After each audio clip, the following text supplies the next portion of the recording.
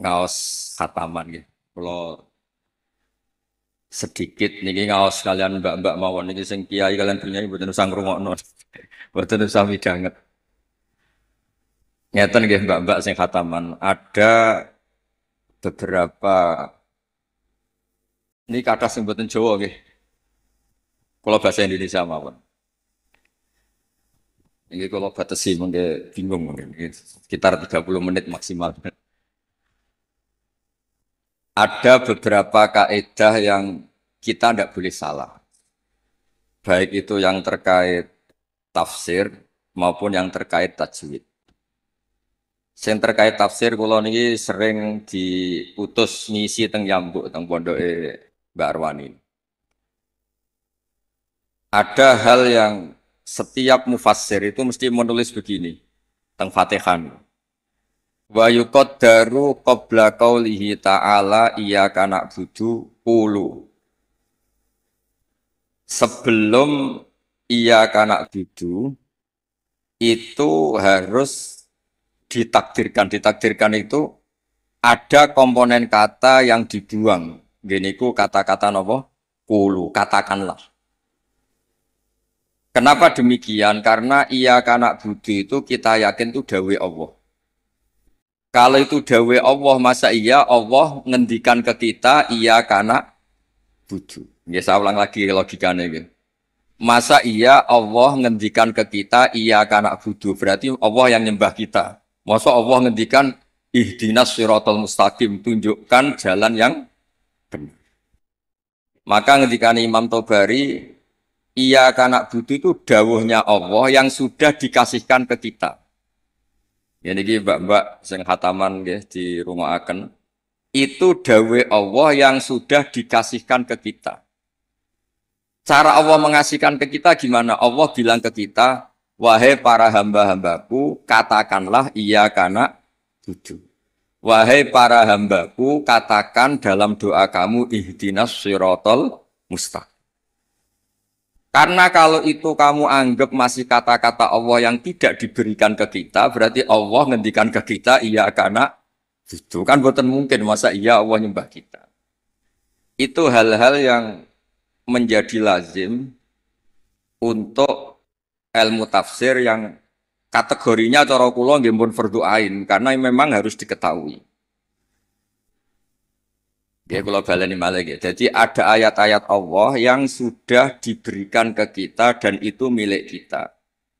Geniku misalnya napa iya kana abudu wa iya kanas itu adalah kalamullah, kalamnya Allah yang kira-kira begini Allah bilang ke kita, ulu kalian semua harus mengatakan iya kana abudu wa iya kanas dan ketika kalian berdoa harus mengatakan ihdinas siratal mustaqim. Nah sebab niku termasuk kelaziman dalam ngaji Quran selain tadi ilmu tafsir juga tajwid yang mendesak itu wakaf. Ini ki ngapunten sangat teng Gusmo teng ning elok kula tutu poin mawon karena kula niku pancen pantangan pidato ngisi ngeten pantangan. Siji ge kula yakin Pak Yai pun saged didik santrine. Dadi mboten perlu ngurbano kula kan ngisi. Dadi niki cerita sing pokok-pokok mawon. Yang harus mendesak sebelum tahu diroyahnya kajiannya itu adalah ngerti wakaf. Wakaf itu di Indonesia itu sudah ditandai sebetulnya sama lajnah. Saya termasuk yang dimintai pendapat sering mas. Tapi beberapa tradisi di Indonesia itu kan wakaf niku anut guru. Misalnya di tradisi sanad kita, misalnya di surat Yusuf, biasanya diwasolkan inna abana lafi dolalin mubin ini qatulu Yusuf awitrohu. Terus kita dikritik sama pihak-pihak Arab Saudi karena tradisi mereka kalau al-waqfu ala ru'usil ayi, wakaf di awal apa di akhir ayat itu baik. Tapi kita ngikuti tradisi guru-guru kita yang sudah melatih kita dengan makna. Sehingga kadang-kadang kita ini nggak nyaman, misalnya fawailul lil musallin, maka celaka bagi mereka yang apa?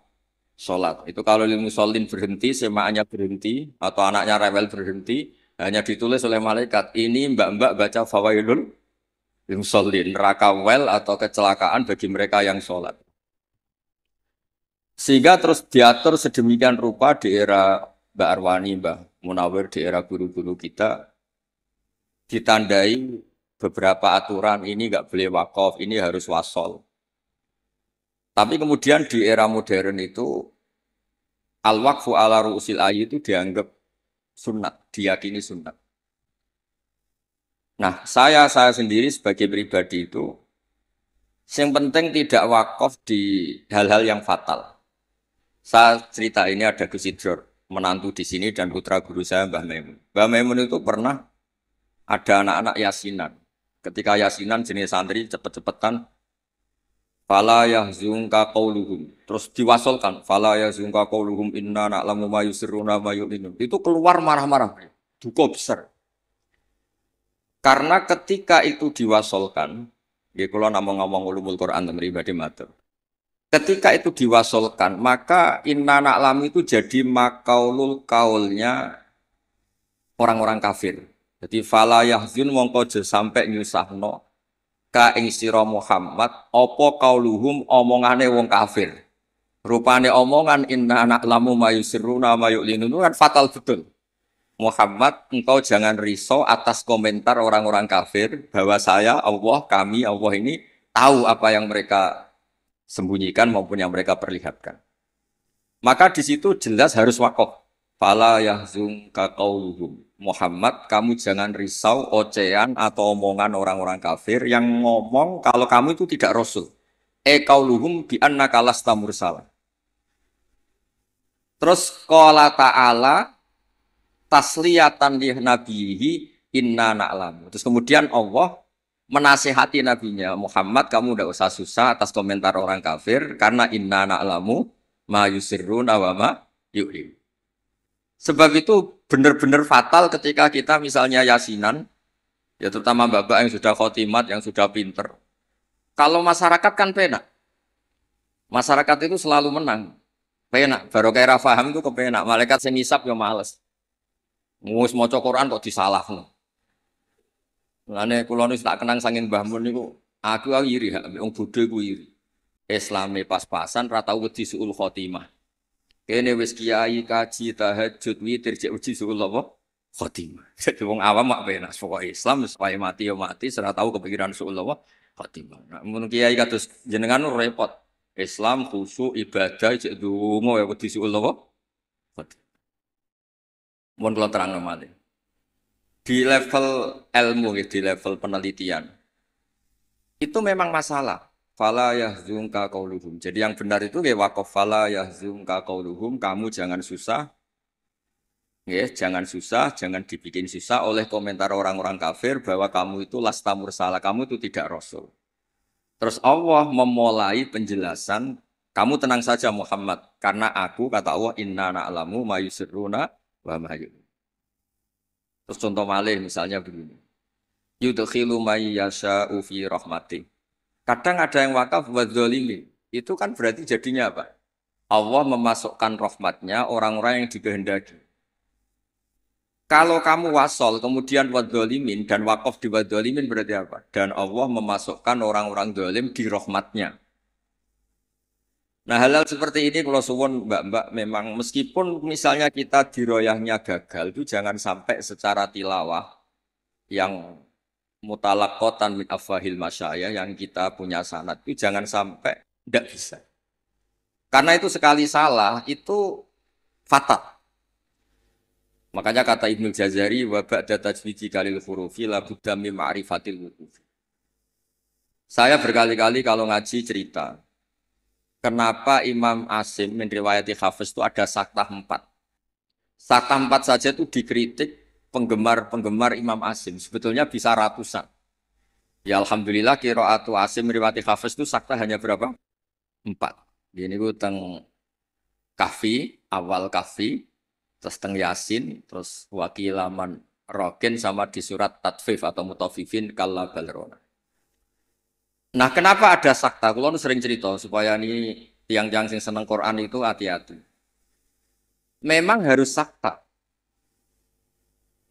Yaitu tadi misalnya orang-orang kafir bangun dari kubur dan dia nggak tahu yang bangunkan siapa karena dia kafir. Kalau kita mukmin kan tahu yang bangunkan itu apa. Ketika mereka bangun, mereka terus tanya, "Mam ba'atsana mim marqadina." Mantai sapa iku ba'atsa nangekno sapa man nak ing kita mim marqadina saking turu kita. Itu orang kafir mungkirul ba'si yang ingkari ba'ats, tanya "Mam ba'atsana mim marqadina." Terus Allah menjawab bilisanil malaikah, "Hadza ma wa'adar rahman wa sadaqal."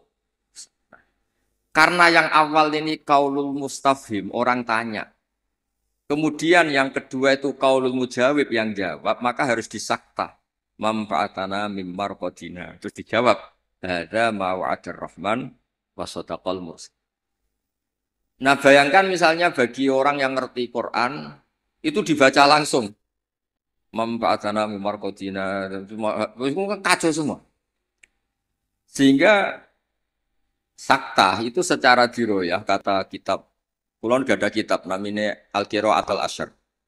Karangane orang-orang yang sangat-sangat menekuni Quran.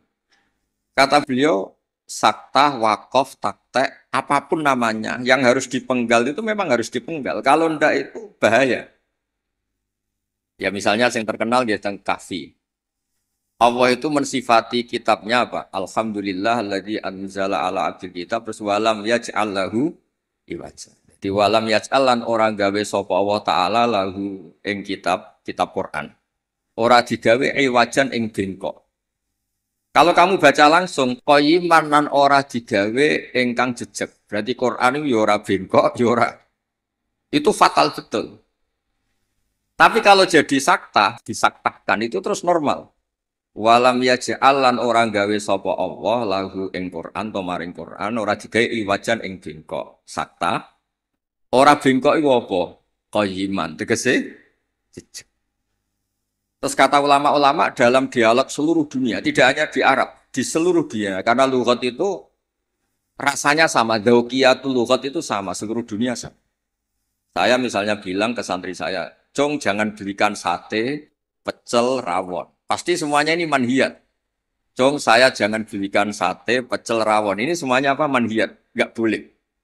Tapi kalau kata-kata saya, Cong, jangan belikan sate, mandek, rawon. Berarti jangan belikan sate, tapi belikan rawon.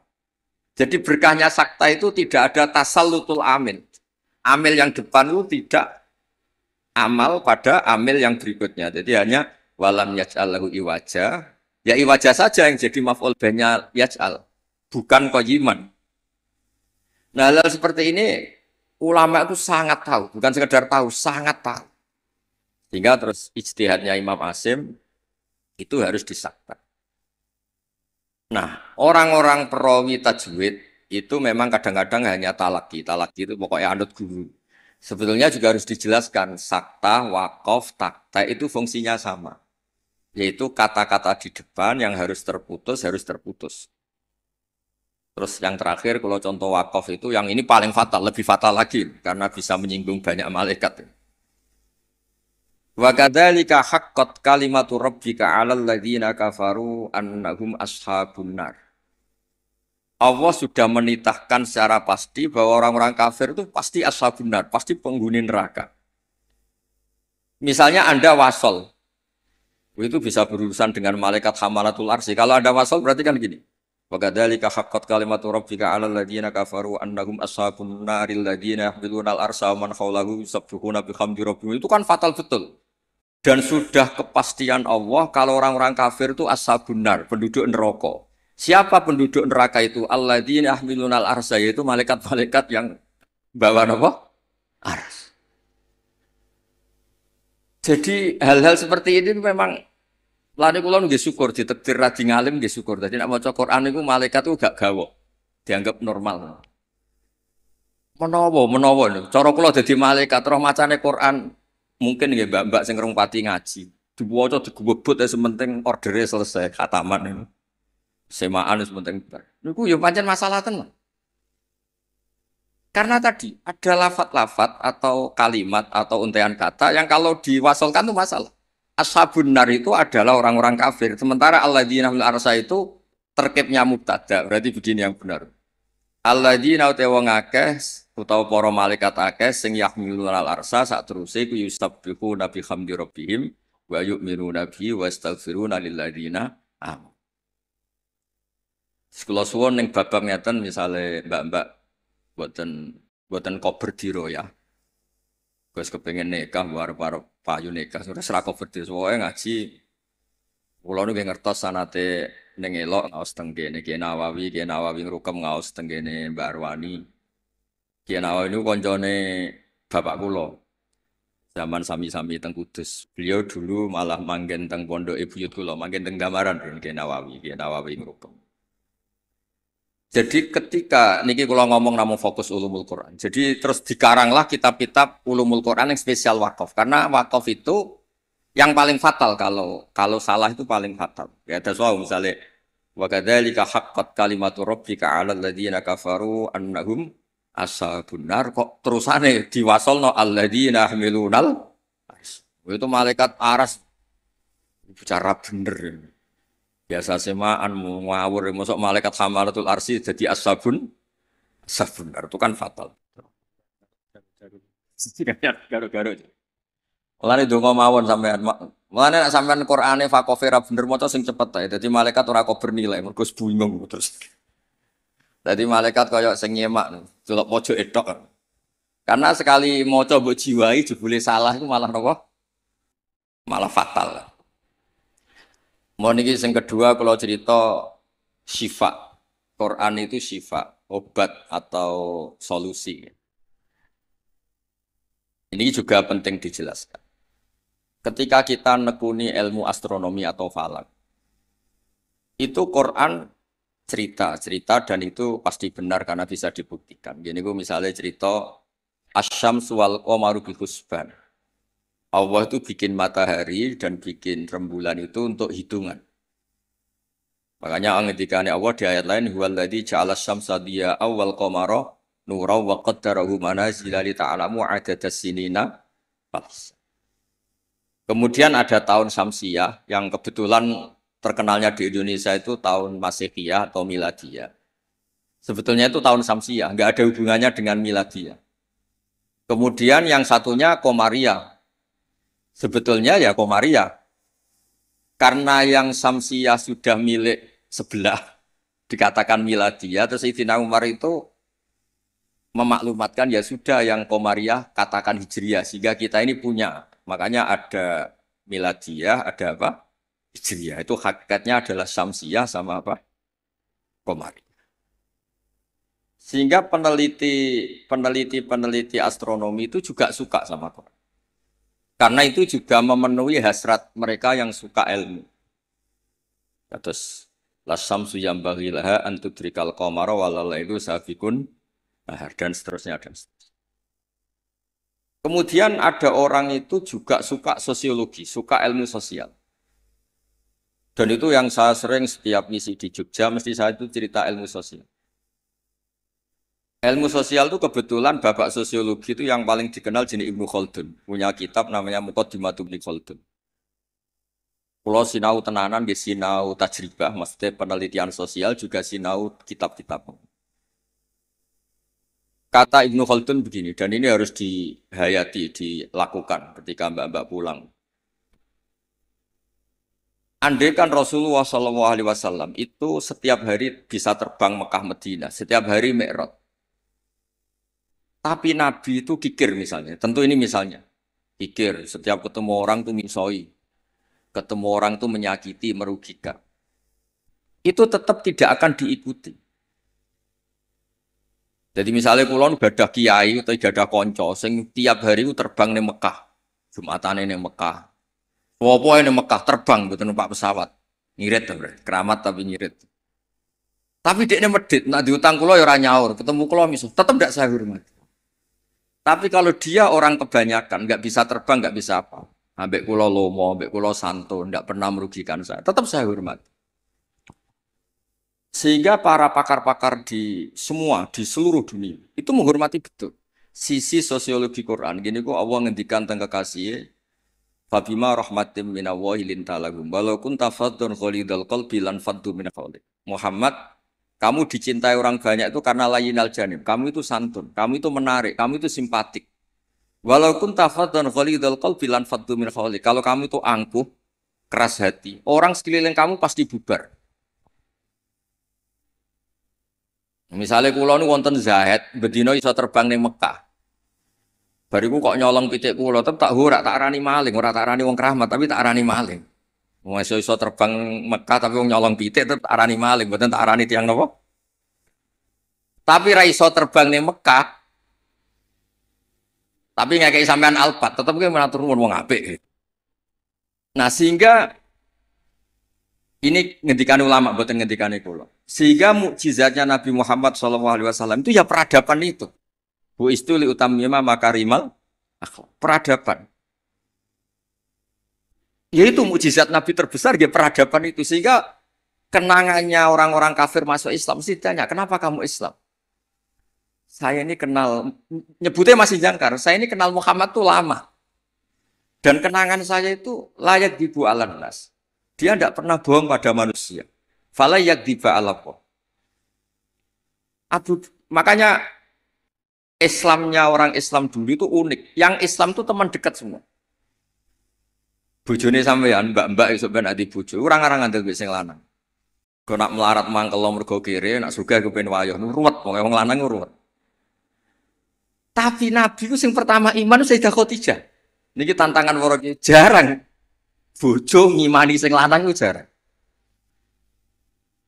Sing pertama iman tiang lanang itu Abu Bakar, koncone dagang, dijak malor ngidul jenenge Abu Bakar.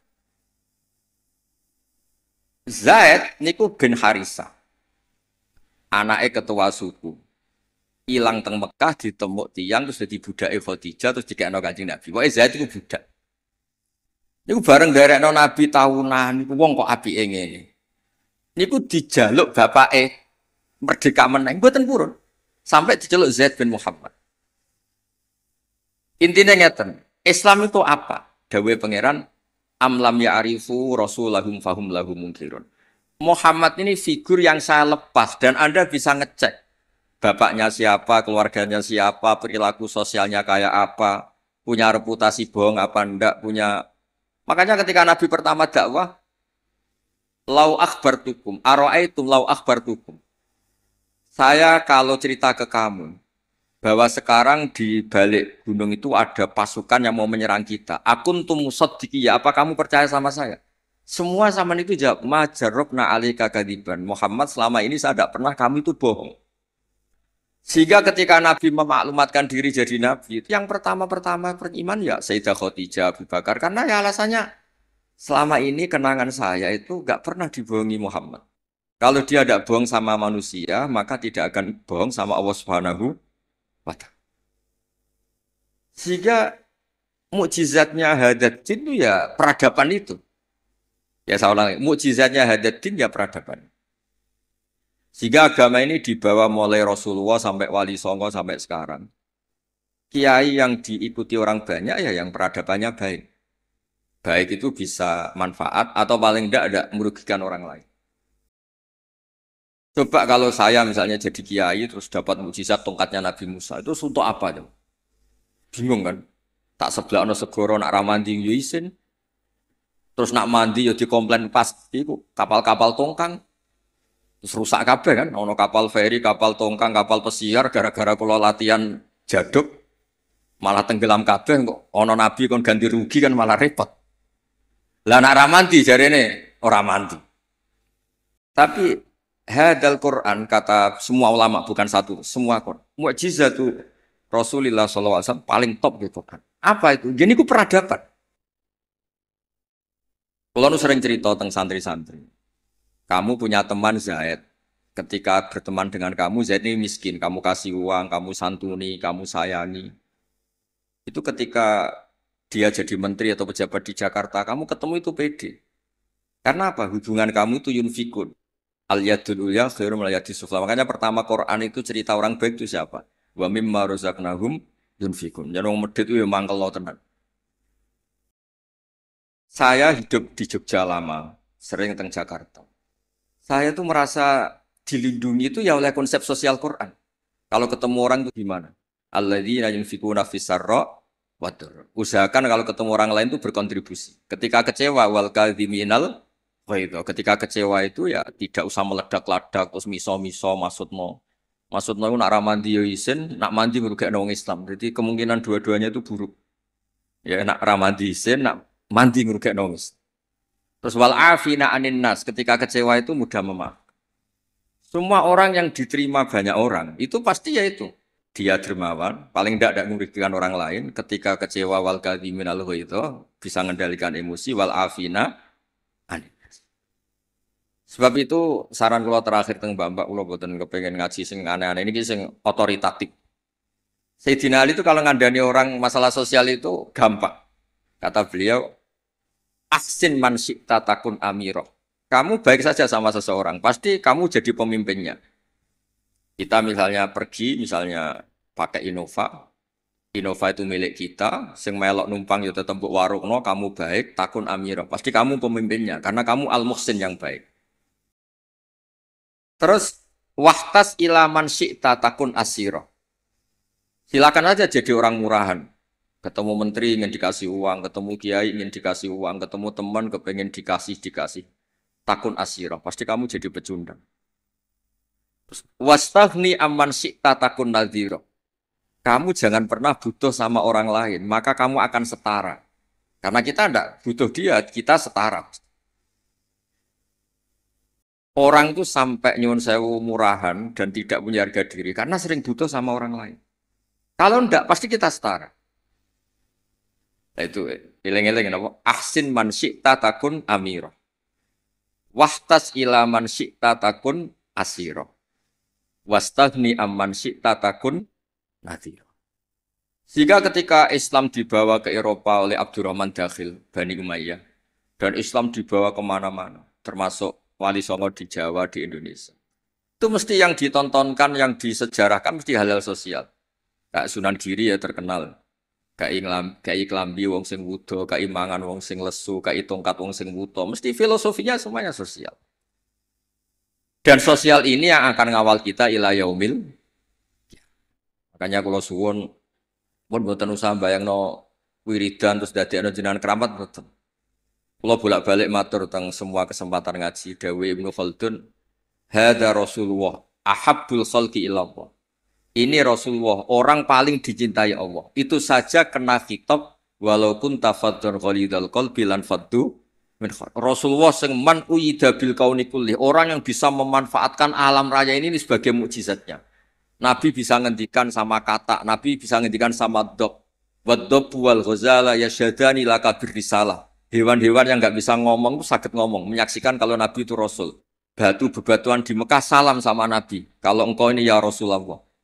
Itu pun kalau Nabi salah secara sosial, misalnya Nabi kok senang misoh, senang merugikan orang lain, itu tetap lan faddu min khaliq. Orang akan bubar. Makanya ketika Ibnu Khaldun, hadza Rasulullah ahabbul khalqi ilallah. Itu saja kena aturan harus sosialnya baik. Kalau ndak lan faddu min khaliq. Jadi walaupun tafaddun khalidul qalbi lan faddu min khaliq.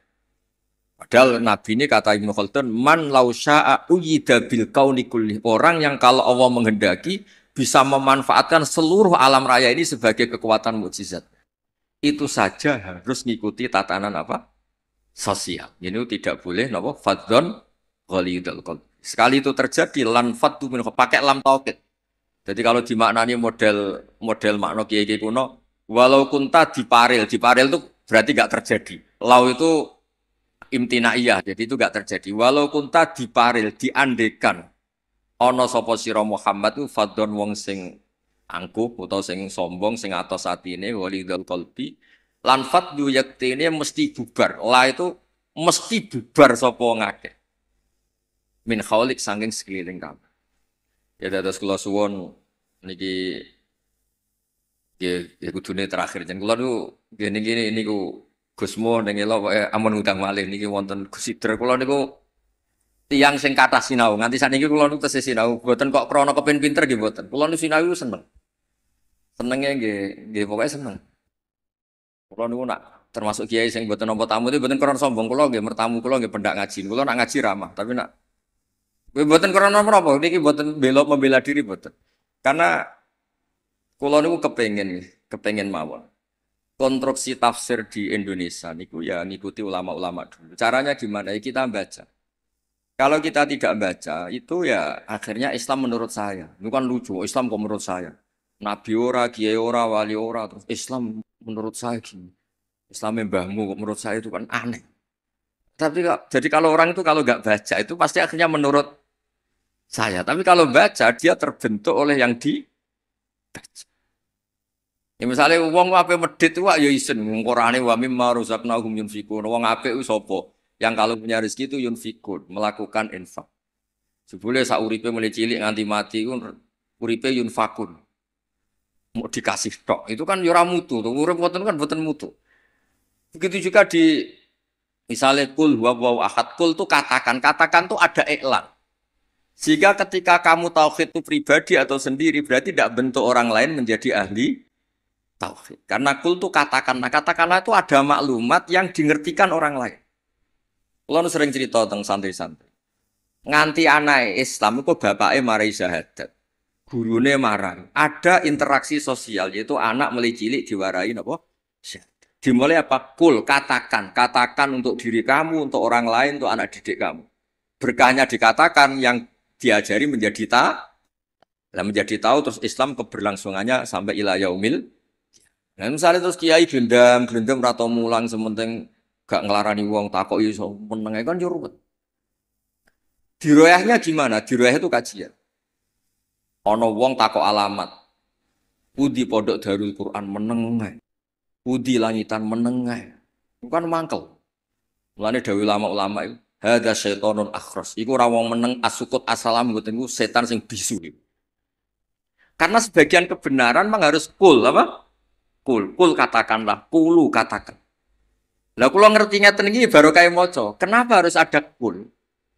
Andai kan Nabi itu tidak mengatakan kebenaran, ya kita tidak tahu kebenaran itu apa. Ya setidaknya kebenaran itu dimaklumatkan, disosialisasikan, sehingga kebenaran menjadi nilai disebut kul huwallahu.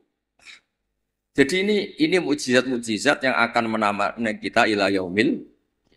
Ya, ngoten mawon nggih mugi-mugi manfaat. Assalamualaikum warahmatullahi wabarakatuh.